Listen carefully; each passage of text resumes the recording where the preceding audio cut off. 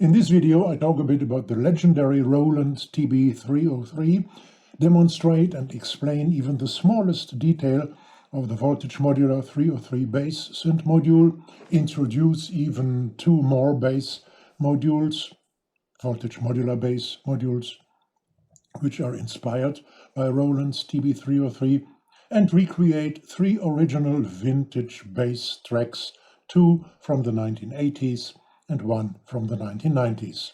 Let's go. It was nothing less than Roland's legendary TB-303 that was the godfather of Voltage Modular's 303 bass synth produced by Fabio Savella, also known as NRGZR78. Oh God. Not only the looks of the module, but even more the sound examples later in this video make that more than clear. Therefore, I think it's a good idea to talk a bit about the Roland machine and its history before I dive deep into the functions and applications of Voltage Modular's, respective Fabio's 303 module. No matter whether you are interested in making generative music or you want to professionally apply granular techniques to your productions, or you are eager to learn about new concepts for music and sound, or you are a really dedicated modular or semi-modular synth guy, or in case you are watching this video later than August 2024, you want to know everything, and I mean everything, about vintage synths and their remakes and software. No matter what of these is valid for you, you will find what you are looking for on my website. I'm looking forward to meeting you there. Cheers and peace.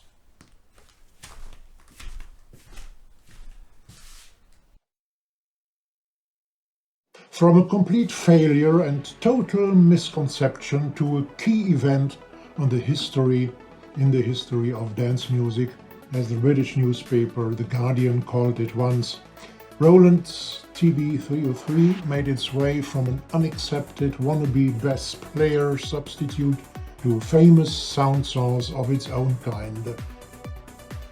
I suppose no bass player was ever replaced by the 303, and Roland stopped the production of the machine after 10,000 pieces had left the production belt in 1984. But the machine was sold for a rather small price, and so musicians found a more creative way to make use of it. One of the sound examples later in this video recreates the 303 voice of the top 10 hit Rip It Up by the band Orange Juice from 1983. But it was not before dance music genres like acid house and techno entered the stage that the 303 came to its delayed glory. I recreate the 303 track of Acid Tracks by the band Phuture from 1987 later in this video. Well, enough of history, let's have some detailed looks at the 303 bass synth module now. Voltage Modular's software version here offers more oscillator functionality than the oscillator section of Roland's hardware had on board, but let me talk about the similarities first. By the way, in the next following minutes I'm operating the module in original mode and the filter mode is B. These choices were not available with the original vintage hardware from the 1980s. With a single steady note, we see that the real wave shape, let me switch to shape here, signal, it's okay, that the real wave shape that we get out of the module, well, resembles only, let me say suggestively, the chosen wave shape here. Let me switch back again to square wave and well, square wave, you see it yourself. This immense deviation from the ideal wave shape was not typical for analog gear even in the 1980s, but it got one of the characteristics of the machine which gave it its role in dance music, as I mentioned some minutes before. We can nicely see, let me switch to Spectrum, how tuning the module down again leads to, well, nearly formant-like gaps in the spectrum. On the other hand, we get nearly, I say nearly Moogish sounds when we lower the pitches. We have low pitches here already, and reduce the cutoff frequency. Okay. A little bit of resonance, perhaps a little bit of drive.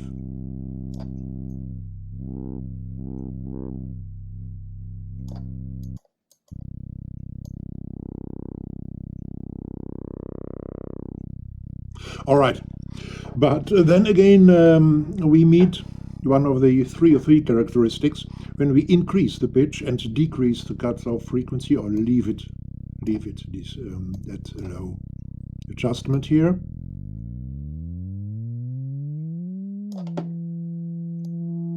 A little bit more.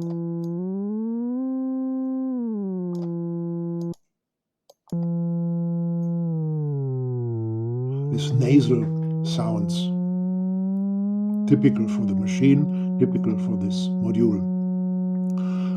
We get nicely screeching and gnarling sounds when we crank up the resonance. Let's do so. And when going through the different pitch ranges, all kinds of pipes and tubes and canes enter the scene.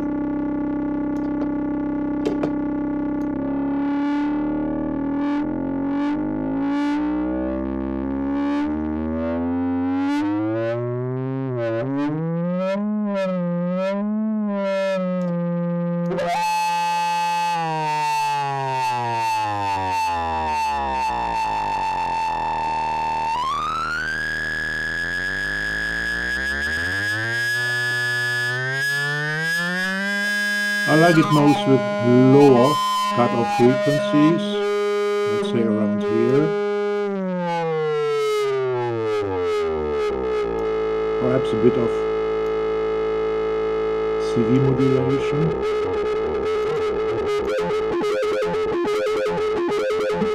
Not bad.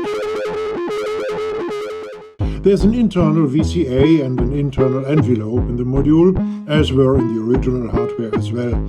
Let me quote the original manual from the 1980s. It says about the envelope modulation knob, this here. The knob controls the tone movement of a note. The effect will be stronger when the knob is turned clockwise. Well, great. The tone movement means nothing else than the filter modulation. Turning the cutoff frequency down, let me do so. Yeah. And increase the envelope modulation shows what I mean. So the envelope modulates the filter cutoff, and with low cutoffs, no sound at all. We have to feed in a gate signal, of course, to rouse the envelope. Without plugging anything in the gate jack, the internal envelope is bypassed. As you see, you have to increase the cutoff manually. But let me fade in, pitch in, not fade in, pitch in the gate signal again. The effect of the decay knob here strongly depends on what the cutoff frequency is adjusted to. Let me again quote the original manual from the 1980s. It says this knob here, controls the time a note takes to fade. Both the volume and the tone will take a longer time to fade if the knob is turned clockwise. Well, the real meaning is, with the cutoff frequency at maximum, the decay function doesn't have any effect. Let me do so. Turning the decay knob, nothing changes. Okay, the spectrum development should show it, but I think the optical response is not necessary here. take the cutoff down. And now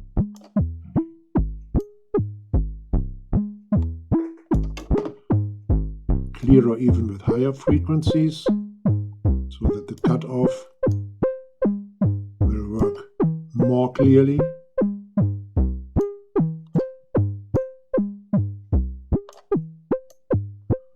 That's the effect of the decay.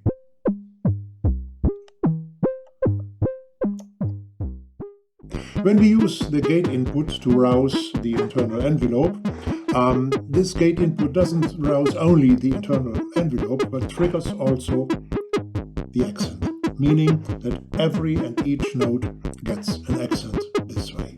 But when we fade or patch a signal, a trigger signal, into the accent input, we can get nice ratcheting effects by triggering the accent at higher frequencies, as we do right now, higher frequencies than the gate signal.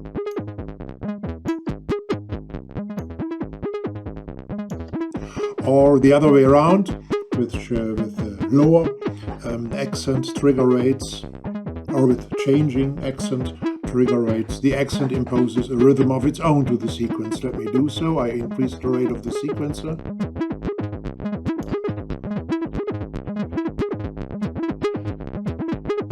And without. And with the accent being triggered.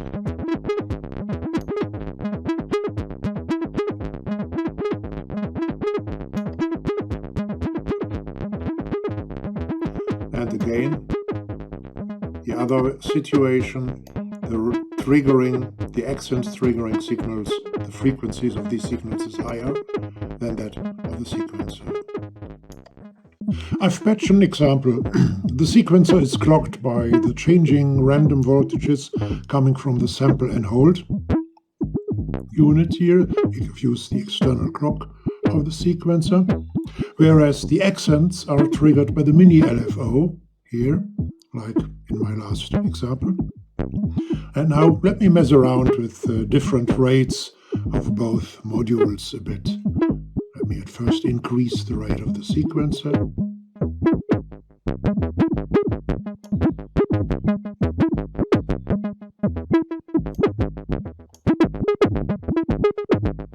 Now the other way around, decreasing the sequencer's rate, but increasing the rate of the sample and hold unit.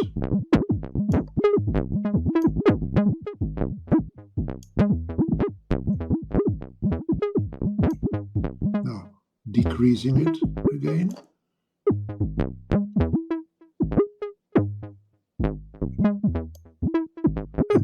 Increasing the rate of the sequencer.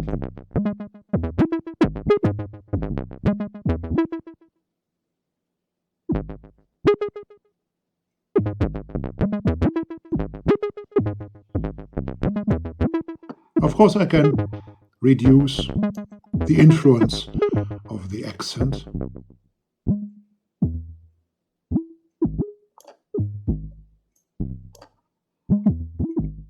Let's increase the sample and hold rate.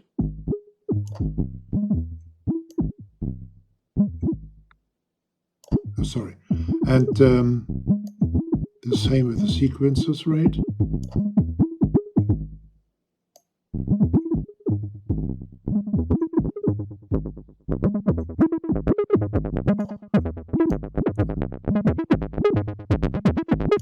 All right, so I invite you to do some experiments of your own here. Well, let me demonstrate the sonic differences between these two waveforms without further ado. First of all, the saw wave. Let's go to different frequency ranges.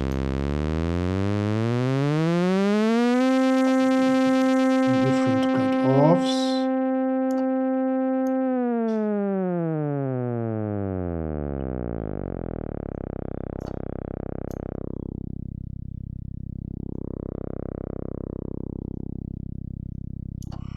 right, and now the square wave.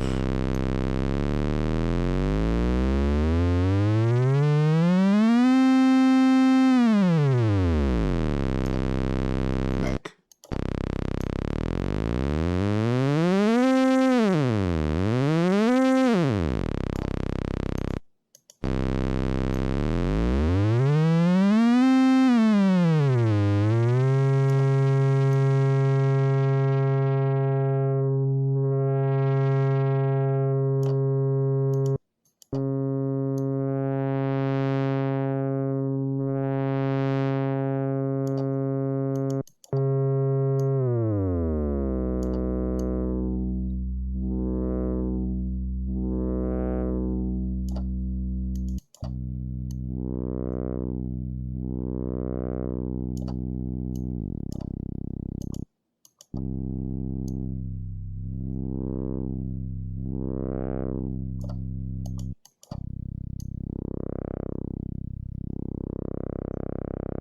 All right.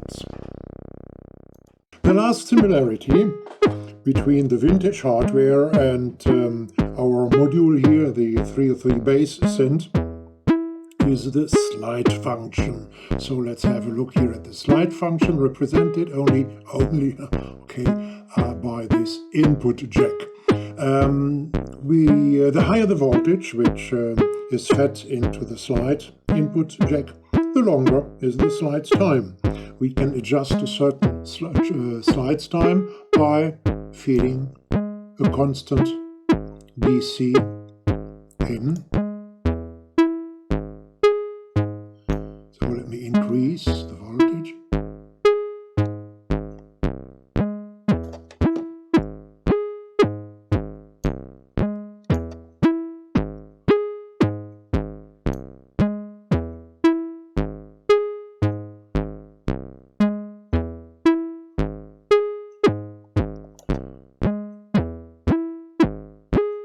All right.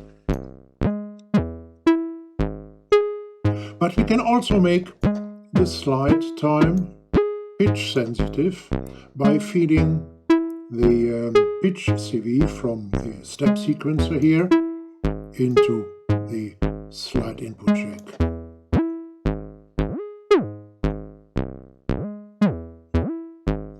Some nice effects.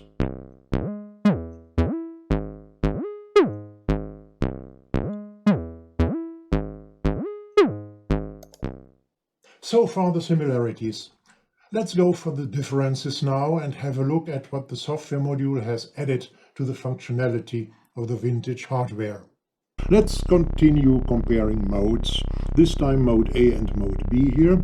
To make a long story short, these two modes have different filter curves, and even with the cutoff frequency at maximum, here it's at maximum, the spectrum of the sound in mode B, let me switch to mode B, reaches further up the frequency range as it does than it does in mode A. Let me switch back to mode A and you see it clearly. And changing from regular mode to original mode, here let me do so, changes the frequency range a little bit, but mainly it leads to those beats in the spectrum with high cutoff frequencies. So in other words, the spectrum is broadest in the modes B plus regular, back there, and most limited in the opposite directions in the modes original plus A. Interesting also are these beats. Let me, for example, go to square wave. Here we have they are differently deep. Back to original, back to regular mode, and back to A, reducing the spectrum. Let me play around a little bit with cutoff frequency. Increase the volume so that you can hear a little bit of resonance, and now back to B. Original,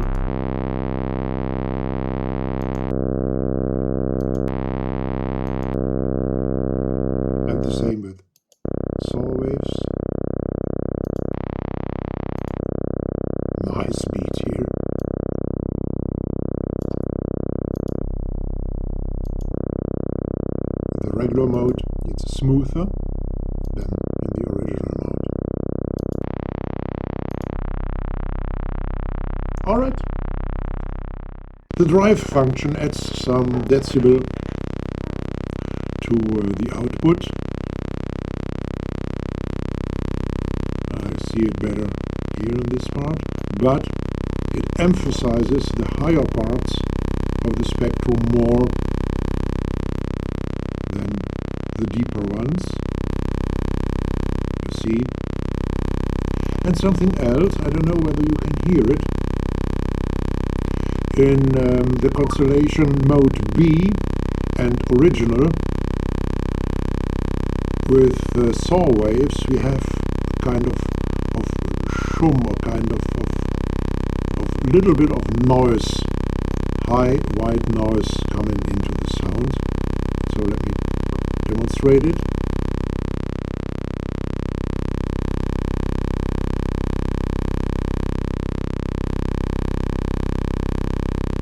I hope the YouTube channel shows it.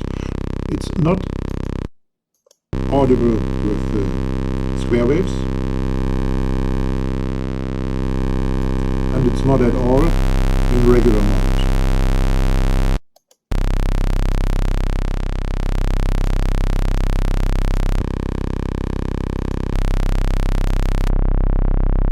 Neither in mode A. But in mode B and original, the white noise, a little bit of white noise, appears again. Let me demonstrate the pulse width modulation now. I'm going to go through the different modes with different drive functions. So I connect the output of the LFO with the pulse width modulation input jack. Yeah. Already really nice. And now let me try different and demonstrate different modes.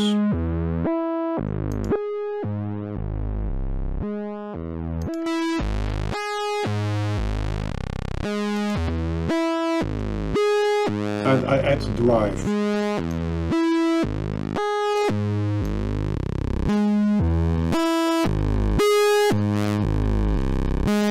Switching to saw wave. And regular mode. And mode A. Different cut-offs, a little bit of resonance. You see, in saw wave, pulse width modulation doesn't do anything, of course. Back to square.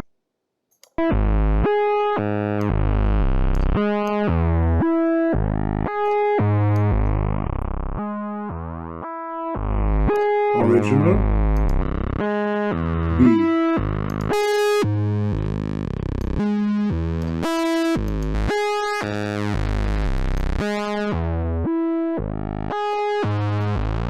Different tuning.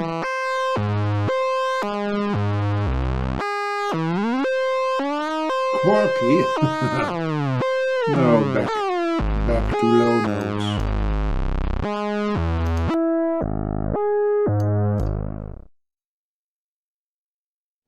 When the VCA input of the module is used, the gate signal doesn't rouse the internal envelope, and the internal VCA follows only the CV development which is patched into the VCA input jack. Let me demonstrate this. So now I patch an external envelope generator into the VCA input jack.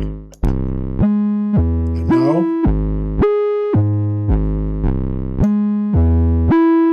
it's only the external envelope generator that influences.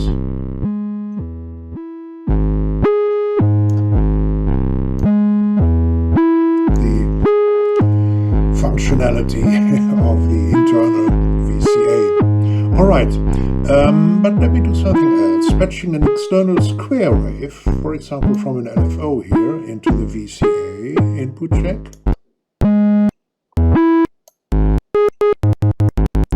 Lets me generate a lot of interesting rhythms. And the relation of the sequencer's rate here and the LFO rate determines which kind of rhythms we get. Now the LFO is running faster than the sequencer's rate. Now let me change it.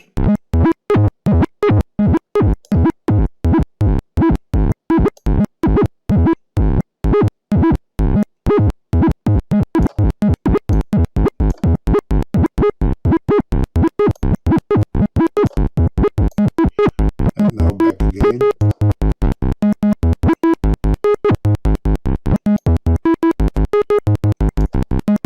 Okay, nice playground.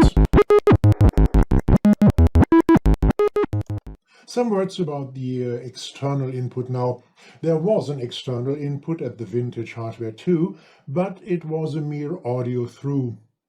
There was no processing of external audio at all, no filtering nor any pitch manipulation. The external input was only meant to reduce the number of needed amplifiers in the setup. For example, you could plug your guitar or keyboard into the TB-303 and plug the output of the 303 to an amplifier, to only one amplifier then, and hear both. Our software module here is different. The audio, which is patched into the external input, let me do so. I take the oscillator here. So, and this audio is sent through the filter. So the filter works on it. Resonance.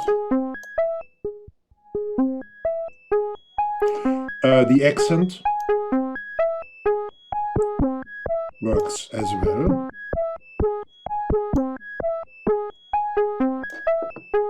And even the different modes A and B,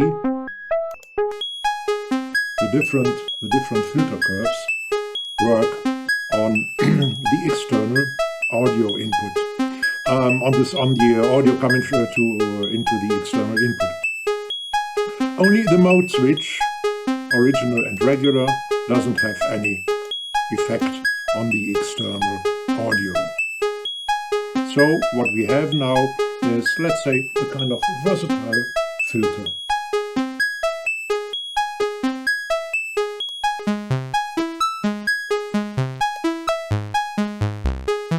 Let me remove it, and we have the sound of the module itself.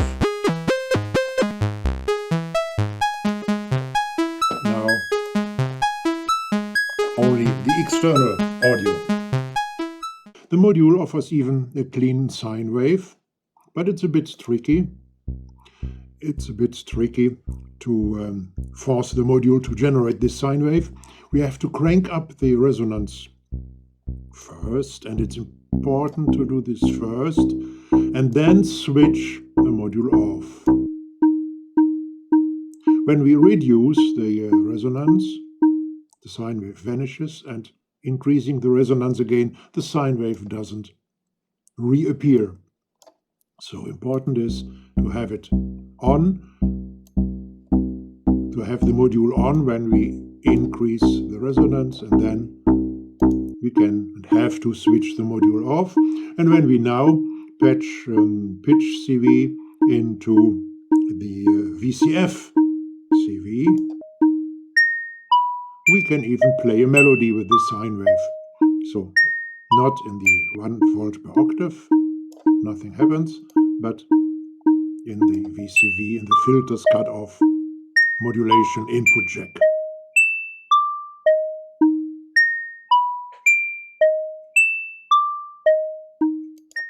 When I take a second sequencer or another additional CV source and use the CV output, pitch CV output of the sequencer, and patch it to the 1 volt per octave input of the 303 module,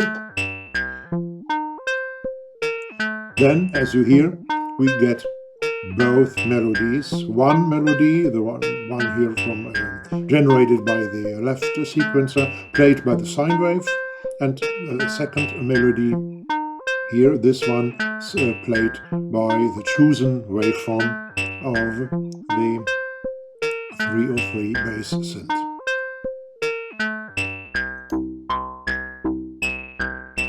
Only the sine wave and both. And now we have only a single note from the sine wave, the last one generated by the left sequencer, plus the melody played by the 303 wave. And now we have both again. A nice playground. Alright, I've patched the audio out, the main audio out of the module through a spring reverb to the main audio out of the whole system. And now I take the VCO out and patch it additionally, not going through the spring reverb, to the system's main audio out. Now we get the same sound, the same signals, the same timbres from both outputs, one reverberated and one not. When I now remove the audio out, we see that the VCO out here delivers only the chosen waveform here. It's the saw wave right at the moment, or perhaps square wave. Whereas the main audio output of the module delivers both the chosen wave shape as well as the generated sine wave.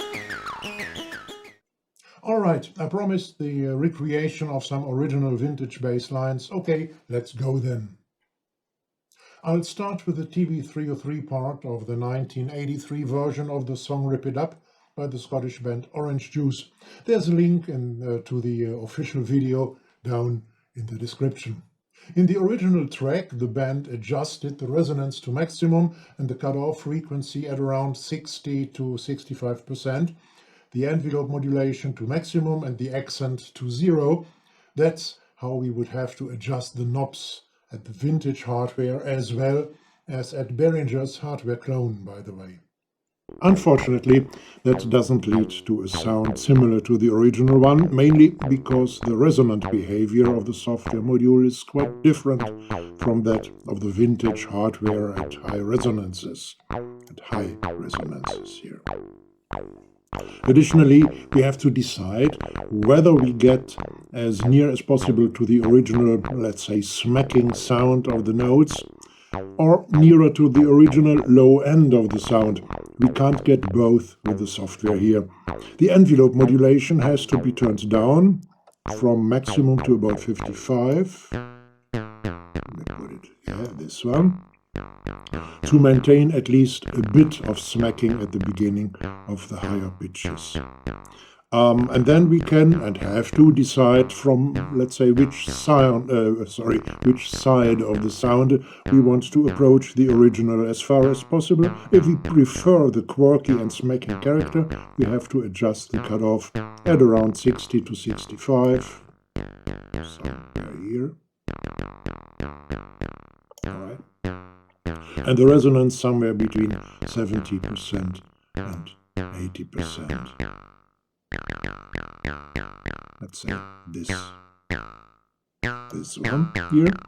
But if we like the lower end of the original sound more, the cutoff has to be at about 40%.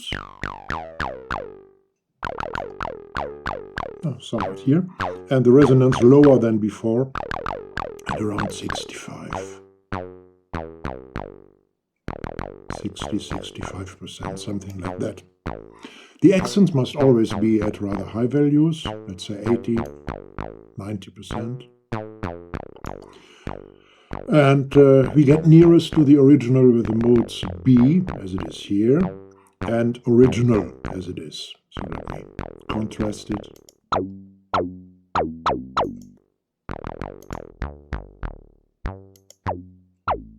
So B and original is nearest. Well, Okay, after all, the 303 Bass Synth module is not even meant to be a software clone of the oscillator section of the vintage hardware, and indeed it isn't, at least not sound-wise. But it can get quite near, and what's probably more important, it offers useful additional functionality.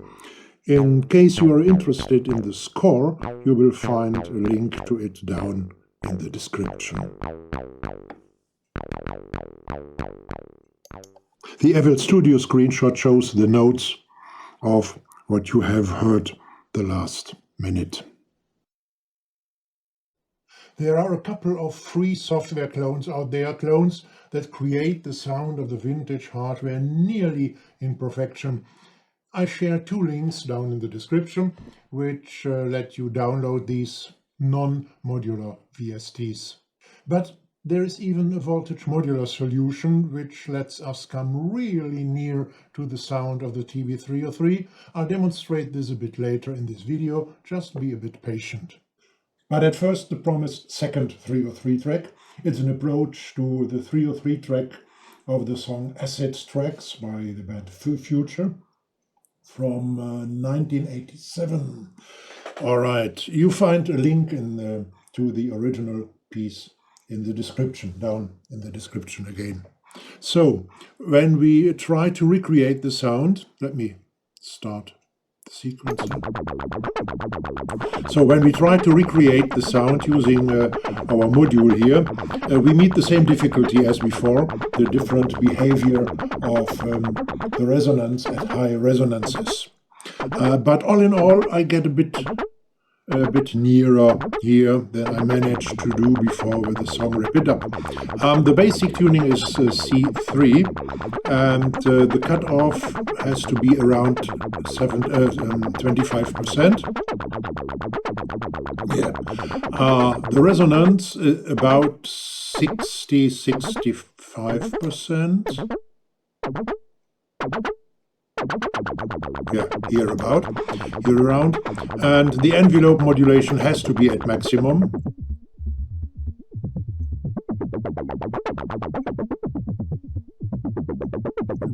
No, at maximum. Yeah, that's nearer. No decay and no accent. So let me play around with the accent. You see or hear the difference.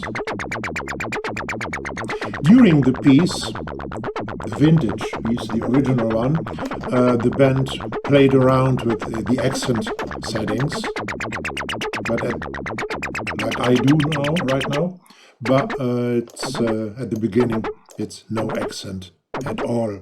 We need the drive to get as near as possible to the original sound. With the original hardware, of course, there was no drive function, not even needed here. Well, yes, and now we can play around and make variations of our own. I think that's the track which invites us to do so. The FL Studio screenshot shows the notes again.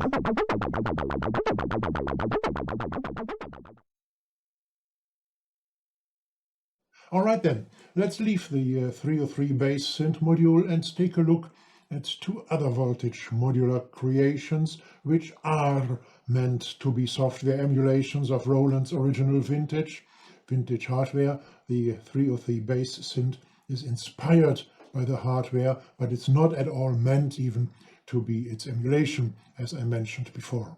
These 2 modules are the TB Oscillator and the TB Filter. I'm not going to talk about their functionality a lot, even if there are some few functions which Roland's hardware didn't have on board, but for now it's only about the basics, about the sound. To reproduce the 2 approaches to vintage songs using these modules, I have to add an additional envelope and an additional amplifier, 2 components the 303 Bass Synth has already on board. Having done so, let's try to find the best approximation to the vintage sounds. I have done so already.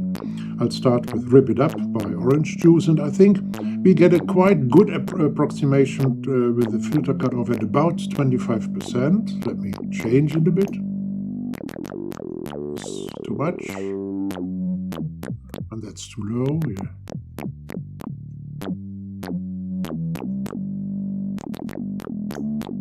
Yeah, 25%. And resonance at about 75%. That's too much. Yeah, here, 75%. Saturation, let me leave at 12 o'clock position. The decay I've set to 216 milliseconds, about 260 milliseconds. Yes, too much.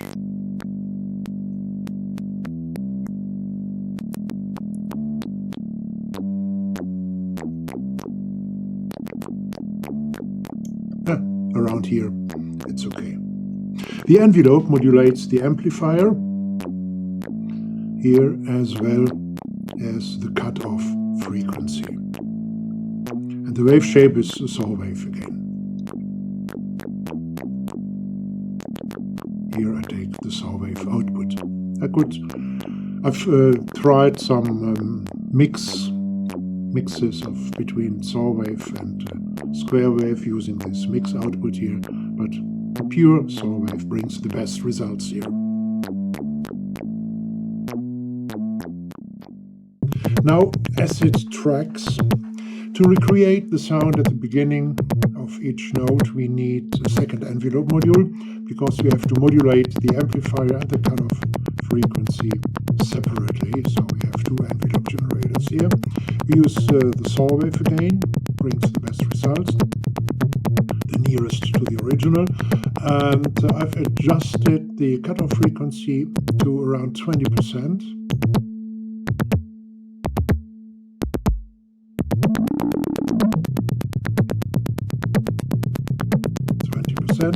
And the resonance a bit more than 75%. Yeah, okay. Saturation at 100%. The decay of the cutoff frequency should not be longer than 81 milliseconds. It's 80.4, you see. Brings different results. Far away from the original, so let's go down to 84 is okay as well, 84 milliseconds. And the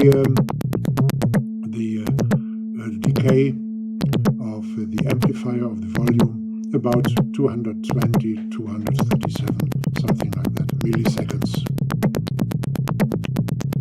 Well, I think that's the closest we can get to the original here, and it's, well, quite close.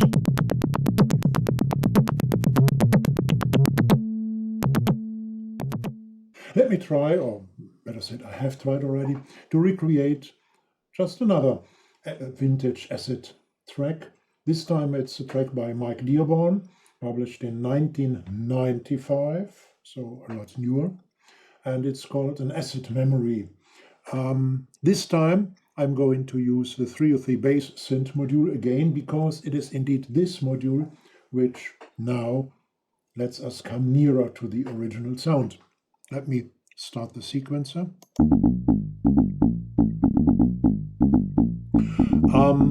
And even if we meet a similar situation here, the situation that we can't get 100% to the original hardware, this time we get really a good deal nearer, as you see and as you hear. By the way, again, you will find the link to the original soundtrack, to the original song down in the description again. Okay, well, let me explain in short. The cutoff frequency is here around 25% again, and the resonance this time is not that high, it's about 50-55%. Envelope modulation at a mere 65-70%, a bit of accent, and quite high decay, 3/4 around the circle, and the no drive. Well, mode A and mode original, filter characteristic A in original mode, and of course a saw wave again. Let me now mess around a bit with the adjustments here.